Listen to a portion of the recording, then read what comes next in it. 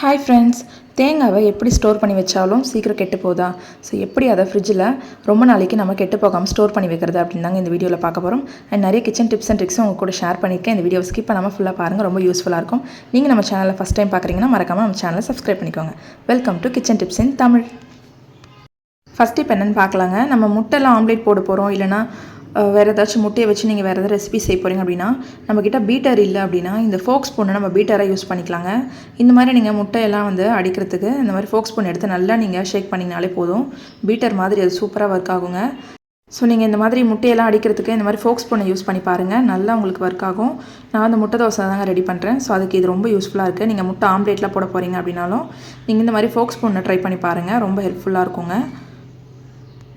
அடுத்துட்டு இப்போ என்னென்னு பார்க்கலாங்க. நம்ம காலையில் வச்ச குழம்பு பொரியல் ஏதாச்சும் கொஞ்சம் மிச்சம் இருக்கும். ஸோ நைட்டு அதை நம்ம சாப்பிட்றதுக்கு முன்னாடி சூடு பண்ணுவோம் இல்லைங்களா? ஸோ அந்த மாதிரி சூடு பண்ணுறதுக்கு நீங்கள் கடாயிலெல்லாம் வச்சு சூடு பண்ணணும்னு அவசியம் இல்லைங்க. இந்த மாதிரி தோசை தவா இருந்தால் எடுத்துக்கோங்க. தோசை தவாவில் இந்த குழம்பை வச்சுருங்க. கொஞ்சமாக ஒரு 1/2 டம்ளர் அளவுக்கு அதை சுற்றி தண்ணி ஊற்றி விட்டுருங்க. இந்த மாதிரி தண்ணி ஊற்றிட்டு நீங்கள் சூடு பண்ணுறப்போ கொஞ்சமான தண்ணியிலே நம்ம ஈஸியாக சூடு பண்ணிடலாங்க. ஸோ இந்த மாதிரி தோசை தவாவில் ஊற்றிட்டு ஒரு 1/2 டம்ளர் தண்ணி ஊற்றிடுங்க. ஊற்றிட்டு நீங்கள் கேஸை ஃபுல் ஃப்ளேமில் வச்சுருங்க. நல்லா அந்த தண்ணி சுண்டுறதுக்குள்ளவே உங்களுக்கு அந்த குழம்பு சூடாகிடும். சட்னி கூட நீங்கள் இந்த மெத்தடில் சூடு பண்ணிக்கலாம். ஸோ கொஞ்சமாக இருக்குது அப்படின்றப்போ நம்ம இந்த மெத்தடில் சூடு பண்ணோம் அப்படின்னா சீக்கிரமாகவே சூடு பண்ணிடலாங்க. ஸோ ட்ரை பண்ணி பாருங்கள், ரொம்ப யூஸ்ஃபுல்லாக இருக்கும். உங்கள்கிட்ட இட்லி பாத்திரத்துடைய மூடி சின்னதாக இருந்துச்சுன்னா இது மேலே கூட போட்டு க்ளோஸ் பண்ணிக்கலாம், சீக்கிரமாக சூடாகிடும். ஸோ இந்த மாதிரி வச்சுட்டு இந்த தண்ணி சுண்டுறதுக்குள்ளே பார்த்தீங்கன்னா நல்லா உங்களுக்கு சூடு ஏறிடும். இதுக்காக நீங்கள் கடாயிலலாம் வச்சு ரொம்ப நேரம் சூடு பண்ணணும்னு அவசியமே இல்லை. ஒரு 2 நிமிஷத்துலேயே நம்ம ஈஸியாக சூடு பண்ணிடலாம். சட்னி கூட நீங்கள் இதே மெத்தடில் சூடு பண்ணி பாருங்கள். அடுத்துட்டு இப்போ என்னென்னு பார்க்கலாங்க. நம்ம கீரைலாம் சமைக்கிறதுக்கு வாங்கினோம் அப்படின்னா அதை நல்லா கிள்ளிட்டு நம்ம தண்ணியில் வாஷ் பண்ணுவோம். இந்த மாதிரி வாஷ் பண்ணுறதுக்கு ஒரு 5 நிமிஷம் முன்னாடி இந்த தண்ணியில் இந்த கீரையை போட்டு இந்த மாதிரி ஊற விட்டுருங்க. ஒரு 5 நிமிஷம் நல்லா அந்த தண்ணியிலே அது ஊறினதுக்கு அப்புறமா நீங்கள் எடுத்து வாஷ் பண்ணிங்க அப்படின்னா அதில் இருக்க சின்ன சின்ன மண் தூசு எல்லாமே அந்த தண்ணியில் ஸ்டே ஆகிடுங்க, அடியில் போய் தங்கிடும். நம்ம ஒரே முறை டக்குன்னு வாஷ் பண்ணி எடுத்து நம்ம சமைக்கிறப்போ பார்த்திங்கன்னா அதில் இருக்க மண்ணெலாம் அந்தளவுக்கு தண்ணியில் போய் தங்காது, அப்படியே அந்த இலையிலே இருக்கும். ஸோ இந்த மாதிரி ஒரு 5 நிமிஷம் தண்ணி ஊற்றி நல்லா கீரையை ஊற விட்டுருங்க. ஊற விட்டுட்டு அதுக்கப்புறம் நீங்கள் இந்த மாதிரி எடுத்து நீங்கள் சமைக்கிறப்போ பார்த்திங்கன்னா அடியில் நிறைய மண் இருக்கும். இப்போ பாருங்கள், நான் உங்களுக்கு எடுத்துகிட்டு காமிக்கிறேன். இந்த தண்ணி கடியில் இந்த இலையில் இருக்க மொத்த மண்ணும் போய் அதில் நின்றுடும்.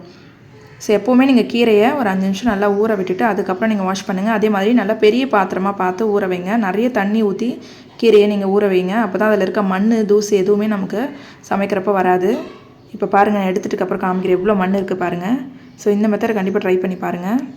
நெக்ஸ்ட் இப்போ என்னென்னு பார்க்கலாங்க. நம்ம வீட்டில் பாயாசம் செய்கிறப்போ எப்படி செஞ்சாலும் ஒரு மாதிரி குழன்னு வந்துடும், கெட்டியாகிடும். அந்த மாதிரி வராமல் இருக்கிறதுக்கு இந்த டிப்பை ஃபாலோ பண்ணி பாருங்கள். நான் இந்த மாதிரி தாங்க செய்வேன், ரொம்ப யூஸ்ஃபுல்லாக இருக்கும். இப்போ நம்ம ஜவ்வரிசியை நார்மலாக வறுத்துட்டு வேக வைப்போம். வறுத்துட்டு நீங்கள் வேக வைக்கிறப்போ பார்த்தீங்கன்னா இந்த மாதிரி ஜவ்வரிசி 3/4 பாகம் வெந்திருக்கணுங்க. இந்த மாதிரி 3/4 பாகம் வெந்தது அப்புறமா இந்த மாதிரி சேமியா முந்திரி திராட்சையை நான் நெய்யில் வறுத்து வச்சுருக்கேன். இதை எடுத்து நம்ம அந்த பாயசத்தில் ஆட் பண்ணிக்கலாம். எப்போவுமே ஜவ்வரிசி 3/4 பாகம் வெந்த உடனே இந்த மாதிரி சேமியாவை போட்டுருங்க. ஃபுல்லாக வேகிற வரைக்கும் வெயிட் பண்ணாதீங்க. அந்த மாதிரி நீங்கள் வெயிட் பண்ணிங்கன்னா பாயாசம் திக்காக குழன்னு ஆகிடும். ஸோ 3/4 பாகம் அந்த மாதிரி ஒயிட்டாக தெரியும் பாருங்கள் உள்ளவே. அந்த மாதிரி இருக்கிறப்பவே நீங்கள் அந்த சேமியாவை போட்டுடணும். சேமியாவை போட்டுட்டு ஒரு 2 நிமிஷம் தாங்க வைக்கணும் அடுப்பில். அதுக்கப்புறம் உடனே ஸ்டவ் ஆஃப் பண்ணிவிடுங்க. ஆஃப் பண்ணிவிட்டு ஒரு ஏலக்காவை நல்லா பிச்சு அதில் போட்டுருங்க. போட்டுட்டு தட்டு போட்டு நல்லா மூடிடுங்க. மூடிட்டு அப்படியே வச்சுட்டுருங்க. 1 மணி நேரம் கழித்து எடுத்து பாருங்கள், அந்த சேமியா ஜவ்வரிசி எல்லாமே சூப்பராக வெந்து போயிருக்கோங்க.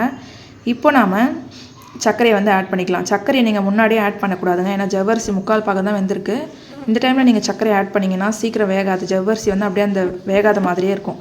இந்த மாதிரி நீங்கள் 1 மணி நேரம் கழித்து எடுத்து அதுக்கப்புறமா நீங்கள் சர்க்கரையை ஆட் பண்ணிங்க அப்படின்னா ஜவ்வரிசியும் நல்லா வெந்திருக்கும், சேமியாவும் சூப்பராக வெந்திருக்கோங்க. உதிரி உதிரியாகவே வரும், உங்களுக்கு நல்லா அந்த ஒட்டாமல் குழகுழப்பு இல்லாமல் வரும். ஸோ கண்டிப்பாக ட்ரை பண்ணி பாருங்கள். இப்போ நம்ம சர்க்கரையை தேவையான அளவுக்கு ஆட் பண்ணிவிட்டு அதுக்கப்புறம் நம்ம சர்வ் பண்ணலாம். இந்த மாதிரி ஒரு முறை நீங்கள் செஞ்சு பாருங்கள். ஜவ்வரிசிலாம் நல்லா லட்டு மாதிரி இருக்குங்க. ஜவ்வரிசியை நல்லா வெறும் வானலியில் வறுத்துட்டு அதுக்கப்புறமா நீங்கள் சேமியாவில் சேர்க்கணுங்க, அப்படியே சேர்க்காதீங்க. தேங்காவை நம்ம எப்படி ஸ்டோர் பண்ணி வச்சாலுமே ஒரு மாதிரி கலர் சேஞ்ச் ஆகிட்டு குழகுழப்பு மாதிரி ஆகிடுதுங்களா, அந்த மாதிரி ஆகாமல் இருக்கிறதுக்கு இந்த டிப்பை ஃபாலோ பண்ணி பாருங்கள். இப்போ நம்ம உடச்ச தேங்காவை எடுத்துக்கோங்க. நான் 1 முடி தேங்காய் எடுத்து வச்சுக்கிறேன். இப்போ இந்த தேங்காவை நம்ம அப்படியே ஃப்ரிட்ஜில் வச்சோம் அப்படின்னா கலர் கண்டிப்பாக சேஞ்ச் ஆகுங்க. இந்த மாதிரி செஞ்சு நீங்கள் ஃப்ரிட்ஜில் ஸ்டோர் பண்ணி பாருங்கள். கொஞ்சமாக நார்மல் வாட்டர் எடுத்துக்கோங்க. இப்போ அந்த தண்ணியில் இந்த தேங்காவை நல்லா வாஷ் பண்ணுங்கள். நல்லா அந்த தேங்காவை உள் பக்கம் வெளி பக்கம் 2 பக்கமே நல்லா வாஷ் பண்ணி விட்டுருங்க. நம்ம தேங்காய் உடச்சோன்னா அதில் தேங்காய் தண்ணியெல்லாம் இருக்கும். அது அப்படியே நம்ம ஃப்ரிட்ஜில் வைக்கிறதுனால சீக்கிரமாக வந்து நம்மளுக்கு கலர் சேஞ்ச் ஆகிடும். ஸோ இந்த மாதிரி நம்ம வாஷ் பண்ணிவிட்டு அதுக்கப்புறம் ஒரு துணி வச்சு நல்லா அதை ஈரம் இல்லாமல் தொடச்சி எடுத்துருங்க. கொஞ்சம் கூட அந்த தேங்காயில் ஈரமே இருக்கக்கூடாதுங்க. அந்த அளவுக்கு நல்லா ட்ரையாக தொடச்சி எடுத்துட்டு அதுக்கப்புறம் நம்ம ஒரு கேரி பேக்கில் போட்டு ஃப்ரிட்ஜில் ஸ்டோர் பண்ணி வைக்கலாம். பாருங்கள், இந்த மாதிரி நல்லா ஈரம் இல்லாமல் ஒரு டவலோ இல்லை காட்டன் கிளாத் வச்சு நல்லா தொடச்சி விட்டுருங்க. தொடச்சிட்டு அதுக்கப்புறமா நம்ம ஒரு கேரி பேக் எடுத்துக்கலாம். அதில் போட்டு நீங்கள் ஸ்டோர் பண்ணி வச்சுருங்க. இந்த மாதிரி எத்தனை தேங்காய் மூடி இருந்தாலும் இந்த மாதிரி நீங்கள் ஃப்ரிட்ஜில் ஸ்டோர் பண்ணி வச்சிங்க அப்படின்னா ரொம்ப நாளைக்கு தேங்காய் கெட்டு போகாதுங்க. கலரே சேஞ்ச் ஆகாது. நீங்கள் ட்ரை பண்ணி பாருங்கள். முடிஞ்சால் ஃப்ரீசரில் கூட வைங்க. ஃப்ரீசரில் இடம் இல்லை அப்படின்னா நீங்கள் சைட் டோரில் கூட வைக்கலாம், ஒன்றும் ஆகாது. ஓகே ஃப்ரெண்ட்ஸ், இந்த டிப்ஸ்லாம் உங்களுக்கு யூஸ்ஃபுல்லாக இருக்கும்னு நினைக்கிறேன். நம்ம வீடியோ பிடிச்சிருந்தா ஒரு லைக் கொடுங்க. உங்கள் ஃப்ரெண்ட்ஸ் அண்ட் ஃபேமிலிக்கும் ஷேர் பண்ணுங்கள். இந்த மாதிரி யூஸ்ஃபுல்லான வீடியோஸ்லாம் மிஸ் பண்ணாமல் பார்க்க நம்ம சேனலை மறக்காமல் சப்ஸ்கிரைப் பண்ணிக்கோங்க. தேங்க்யூ.